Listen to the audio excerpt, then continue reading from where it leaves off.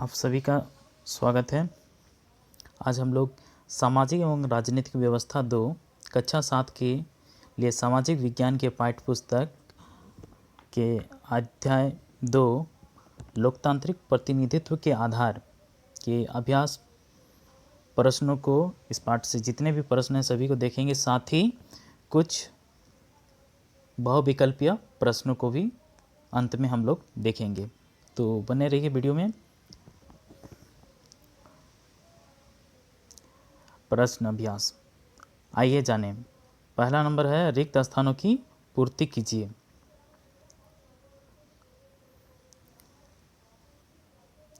एक नंबर है देश वर्ष की उम्र का प्रत्येक भारतीय वोट डालने का अधिकारी है। तो यहाँ होगा 18 वर्ष, पूरा पढ़ेंगे। 18 वर्ष की उम्र का प्रत्येक भारतीय वोट डालने का अधिकारी है, यानी कि 18 साल होते ही आपको वोट डालने का अधिकार मिल जाता है। दूसरा है लोकसभा के लिए प्रत्येक देश वर्ष में चुनाव होते हैं। तो यहाँ पर भराएगा 5।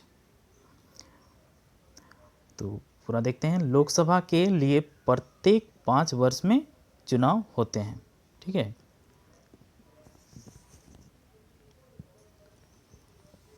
अगला 3 नंबर है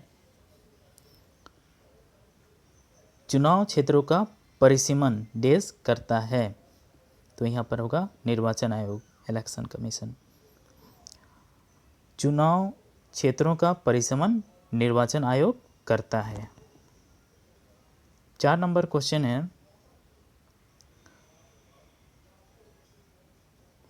कांग्रेस की स्थापना देश में हुई 1885 ईस्वी में। तो पूरा देखते हैं। कांग्रेस की स्थापना 1885 में हुई। 5वां है भारतीय जनता पार्टी एक राष्ट्रीय पार्टी है। यहाँ देखिए राष्ट्रीय भराया है। अगला 6ठा नंबर झारखंड मुक्ति मोर्चा देश राज्य स्तरीय पार्टी है। पूरा देख तो यहाँ क्या होगा झारखंड में। पूरा देखते हैं। झारखंड मुक्ति मोर्चा झारखंड में राज्य स्तरीय पार्टी है। ठीक है। ये सिर्फ झारखंड मुक्ति मोर्चा सिर्फ झारखंड में ही है, और भारतीय जनता पार्टी जो है वो पूरे देश में है। आगे बढ़ते हैं। निम्न प्रश्नों के उत्तर दीजिए। देखिए पहला प्रश्न है वयस्क मताधिकार से आप क्या समझते हैं। इसका उत्तर होगा भारत के संविधान के अनुसार प्रत्येक वयस्क व्यक्ति जिसकी उम्र 18 वर्ष तथा उससे अधिक हो मतदान कर सकता है, जो भारत का नागरिक हो तथा किसी कानून के अंतर्गत मताधिकार के लिए अयोग्य नहीं ठहराया गया है, वयस्क मताधिकार कहलाता है। ठीक है। माने 18 साल होना चाहिए, साथ ही उसको किसी तरह का कोई कानूनी मुकदमा उसके ऊपर नहीं चल रहा हो। दूसरा है प्रश्न निर्वाचन आयोग के किन्हीं 4 कार्यों को लिखिए। उत्तर देखिए। निर्वाचन आयोग के प्रमुख 4 कार्य निम्नलिखित हैं। पहला है चुनाव क्षेत्रों का परिसीमन। दूसरा है मतदाता सूची तैयार करना। तीसरा राजनीतिक दलों को आरक्षित चुनाव चिन्ह। चौथा है मतदान से संबंधित तिथियों का निर्धारण करना। अगला क्वेश्चन देखते हैं। 3 नंबर प्रश्न है भारत में इस समय राष्ट्रीय पार्टी का दर्जा किन दलों को प्राप्त है। उत्तर देखिए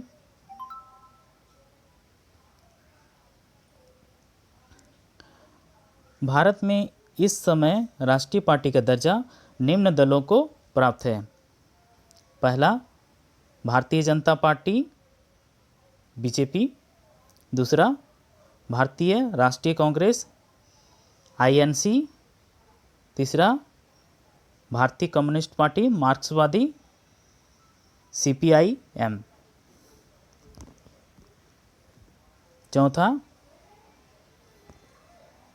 भारतीय कम्युनिस्ट पार्टी सीपीआई। पांचवा, बहुजन समाज पार्टी बीएसपी। छठा, राष्ट्रवादी कांग्रेस पार्टी एनसीपी। सातवां, अखिल भारतीय तृणमूल कांग्रेस एआईटीसी। अगला प्रश्न 4 नंबर है। 4 नंबर प्रश्न है, झारखंड में राज्य स्तरीय पार्टियां कौन कौन हैं? उत्तर देखिए, झारखंड में राज्य स्तरीय पार्टियां निम्नलिखित हैं। पहला, ऑल झारखंड स्टूडेंट यूनियन, आसू के नाम से इसको जानते हैं। दूसरा है झारखंड मुक्ति मोर्चा जेएमएम। तीसरा, झारखंड विकास मोर्चा प्रजातांत्रिक जेवीएमपी। चौथा, राष्ट्रीय जनता दल आरजेडी। ये सब झारखंड के राज्य स्तरीय पार्टियां हैं। अगला 5 नंबर क्वेश्चन है, किसी भी राजनीतिक दल को राष्ट्रीय दल होने के लिए आवश्यक किन्हीं 2 शर्तों को लिखिए। उत्तर देखिए, राजनीतिक दल को राष्ट्रीय दल होने के लिए आवश्यक शर्तें निम्नलिखित हैं। पहला, राजनीतिक दल को लोकसभा के कुल सीटों की 2% सीट कम से कम 3 राज्यों से हासिल की गई हो। अगला है, दूसरा में देखिए, यदि कोई पार्टी कम से कम 4 राज्यों में राज्य स्तरीय पार्टी के रूप में मान्यता प्राप्त कर ले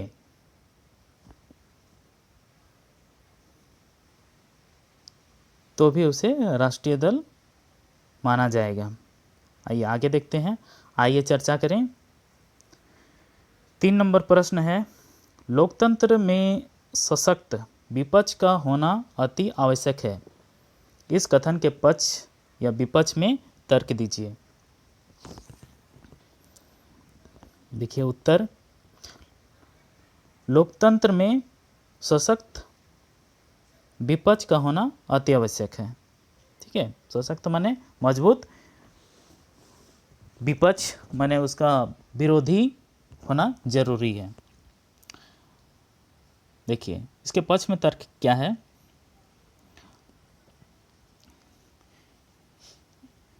विपक्ष का काम सरकार को रचनात्मक सहयोग करना तथा सरकार को निरंकुश होने से बचाना है।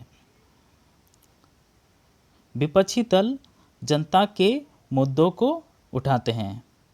लोकतांत्रिक व्यवस्था में जनप्रतिनिधि निरंतर जन कल्याण के कार्य में जुटे रहें, इस पर विपक्षी दल ध्यान देते हैं। देखिए मतलब सरकार को निरंकुश नहीं होने देती है। निरंकुश करने का मतलब होता है कि वो अपना मनमानी नहीं कर सकता है सरकार। विपक्षी दल उनको हमेशा जो भी जनता का मांग होता है उस पर वो अवगत उसको कराते रहते हैं।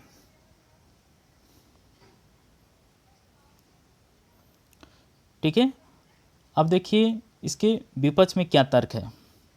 विपक्ष में तर्क है, विपक्ष कमजोर होने पर सरकार निरंकुश हो सकती है। अगर देखिए विपक्ष वाला कोई आवाज़ नहीं उठाता है तो सरकार अपना मनमानी कर सकता है।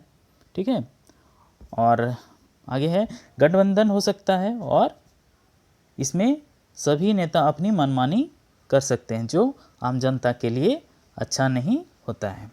ठीक है, गठबंधन मिलजुल मतलब अलग अलग पार्टी के लोग पार्टी में शामिल हो जाएंगे तो वो लोग भी अपना मनमाना मंत्री पद पाना चाहेंगे और सरकार को खुलकर कोई काम करने में असुविधा हो सकती है, क्योंकि दूसरे पार्टी के लोग उनके काम से संतुष्ट नहीं भी हो सकते हैं। ठीक है, आगे देखते हैं अगला 4 नंबर प्रश्न है, भारत में बहुदलीय व्यवस्था को अपनाया गया है। क्या आपको इस व्यवस्था में कोई कमी नज़र आती है? अपने उत्तर के पक्ष में कोई 3 तर्क दीजिए। उत्तर देखिए, भारत में बहुदलीय व्यवस्था को अपनाया गया है। इसके पक्ष में तर्क निम्नलिखित है। बहुदलीय कहने का मतलब होता है कि बहुत सारे दल, संगठन, ठीक है, समूह। तो देखिए, पहला क्या है, किसी भी लोकतांत्रिक देश में राजनीतिक दलों की भूमिका बहुत महत्वपूर्ण होती है। वस्तुतः राजनीतिक दल प्रजातंत्र की बुनियाद है। ठीक है, दूसरा इसका देखिए, दलीय व्यवस्था के अभाव में लोकतंत्र जीवित नहीं रह सकता। यहाँ संविधान में हर किसी को अपना दल, अपना संगठन बनाने का पूरा हक है। ठीक है, और संगठन से ही लोगों को ताकत मिलता है। लोग अपनी आवाज़ को सरकार के सामने रखते हैं और सरकार उनकी बातों को मानती भी है। आगे देखिए, राजनीतिक दलों का महत्व इस बात में भी निहित होता है कि इससे जनमत के निर्माण में सहायता मिलती है। देखिए, माने जनमत मतलब सभी लोगों का जो इच्छा होता है, उनका जो कहना होता है, उसके लिए सरकार भी काम करती है।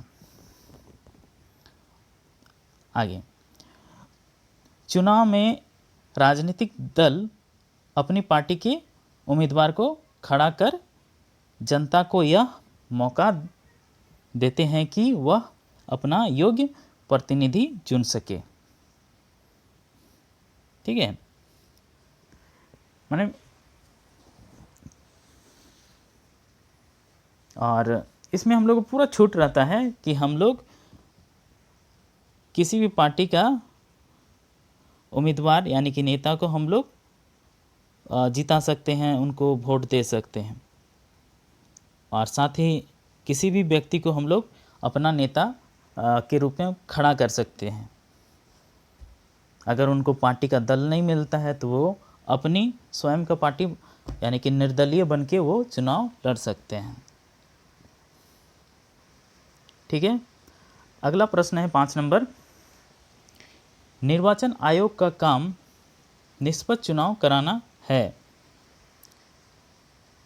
लोकतंत्र में निष्पक्ष चुनाव के महत्व की चर्चा कीजिए। उत्तर देखिए, निर्वाचन आयोग का काम निष्पक्ष चुनाव कराना है। निर्वाचन आयोग जो होता है, इलेक्शन कमीशन, वो हमेशा निष्पक्ष चुनाव कराना चाहता है। किसी भी पार्टी के लिए वो कोई समर्थन नहीं करता है।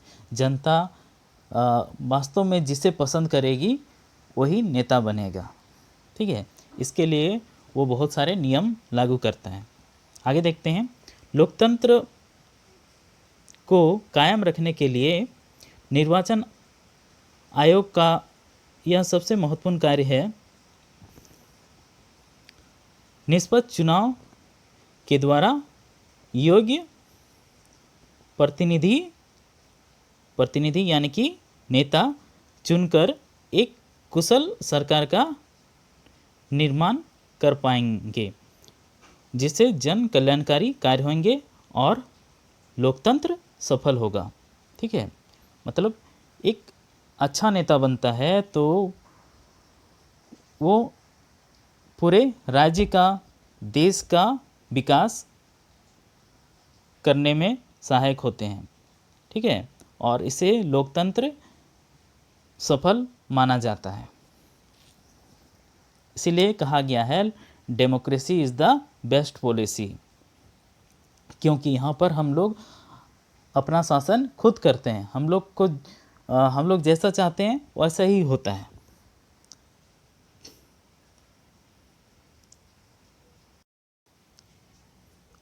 अंत में हम लोग इस पाठ से संबंधित कुछ बहुविकल्पीय प्रश्नों को देखते हैं। हम लोग विकल्पों को नहीं देख के डायरेक्ट आंसर, क्वेश्चन और आंसर को ही करेंगे।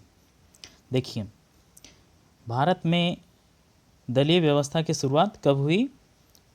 तो इसका आंसर होगा, देखिए, 1885, ठीक है, राष्ट्रीय कांग्रेस पार्टी की स्थापना हुई थी।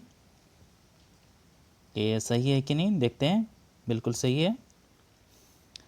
ईवीएम का प्रयोग सर्वप्रथम कहाँ और कब हुआ था? तो ये केरल में 1998 में हुआ था। देखिए, ये भी सही है। लोकसभा, विधानसभा तथा स्थानीय स्तर के चुनाव कितने वर्षों में होता है? तो ये होगा 5 वर्षों में। सही है। अब अंतिम प्रश्न है,